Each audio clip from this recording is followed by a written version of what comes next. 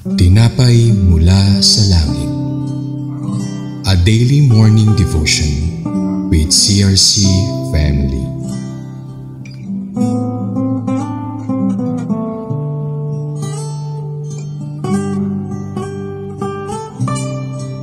Isang mapagpalang umaga sa ating lahat. Ako po si Elder Edith Marcelino ng CRC Makati. At sa panibagong umaga na ipinagkaloob sa atin ng Panginoon, atin pong pagnilay-nilayan ang banal na salita ng Diyos dito sa programang Tinapay Mula sa Langit. Bago po ako magpatuloy, samahan po ninyo ako sa isang panalangin. Amang Diyos na makapangyarihan sa lahat, kami po ay nagpapasalamat sa pagkakataong ito na kami ay nabigyan ng oportunidad na magpahayag ng iyong salita. Dalangin ko po na ikaw ang manguna, maihanda ang puso at isipan ng bawat isa na nakikinig o nanonood ngayon na matanggap nila ng ganap ang iyong kapahayagan ngayon at magsilbing kalakasan ng aming pananalig pagtitiwala sa iyo. Pagpalain mo po ang bawat isa. Ito po ang aking dalangin sa pangalan ni Jesus. Amen. Ang ating pong title ay Guidance by the Cloud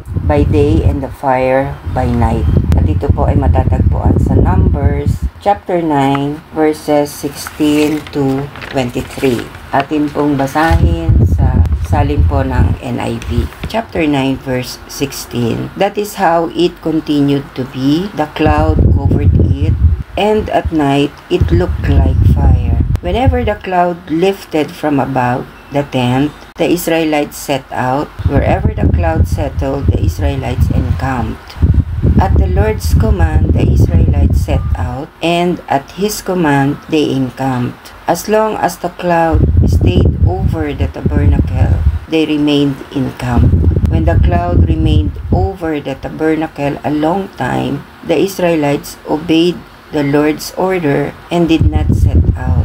Sometimes the cloud was over the tabernacle only a few days. At the Lord's command, they would encamp, and then at His command, they would set out. Sometimes the cloud stayed only from evening till morning, and when it lifted in the morning, they set out, whether by day or by night.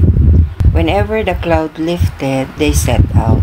Whether the cloud stayed over the tabernacle for 2 days, or a month, or a year, the Israelites would remain in camp and not set out.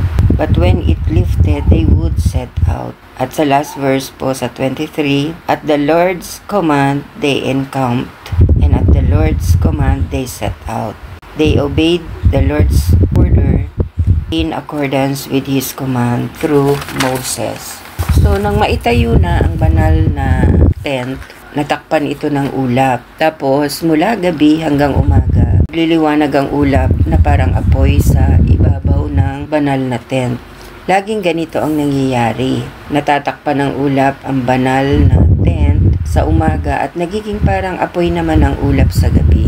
Ito yung nagiging tanglaw nila sa gabi. So, every time na aangat ang ulap sa banal na tent, aalis ang mga Israelites at lilipat sila ng camp kung saan bababa ang ulap. Magliligpit ng camp ang mga Israelita ayon sa utos ni Lord. Magsiset up naman sila ng camp ayon din sa utos ni Lord. Hindi sila aalis ng camp hanggang nasa ibabaw ng banal na tent ang ulap. Di sila lilipat ng camp kahit pa magstay ng ilang araw ang ulap sa ibabaw ng banal na tent. Susunod sila sa utos ni Lord. Minsan naman, sandali lang magstay ang ulap sa ibabaw ng banal na tent. Depende pa rin sa utos ni Lord kung magi-stay o kung lilipat ng camp ang mga Israelites. May time naman na magdamag lang kung magstay ang ulap. Tapos, pag umalis na ang ulap kinabukasan, aalis na din sila at magpapatuloy sa paglakad papunta sa lupang pangako. So dito po sa mga talatang ating pinag-aralan at binaybay, may 3 akong life lessons na natutunan at tinuro ng Panginoon sa mga Israelites. Una, ginamit ng Lord ang mga ulap na ito sa mga Israelites para ang mga ito ay matutong magtiwala sa Kanya, to trust on Him. So the Lord used this cloud to teach the Israelites na magtiwala ng lubusan sa Kanya. At kapag sila ay hindi makatulog dahil sila ay natatakot, dahil baka anytime they would be attacked by their enemies, then the next day, they would see the clouds above the tabernacle, reminding them that God was with them. He was looking after them.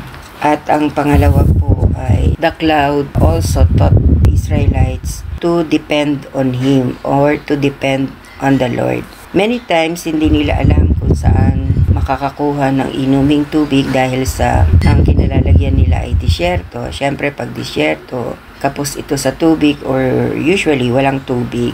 But they have to trust that God would provide for them. He would lead them to the places where there was water. And then yung pangatlo, the cloud also taught the Israelites to obey the Lord. Sometimes God keep the cloud in the same place for a few days, and at other times for only one day.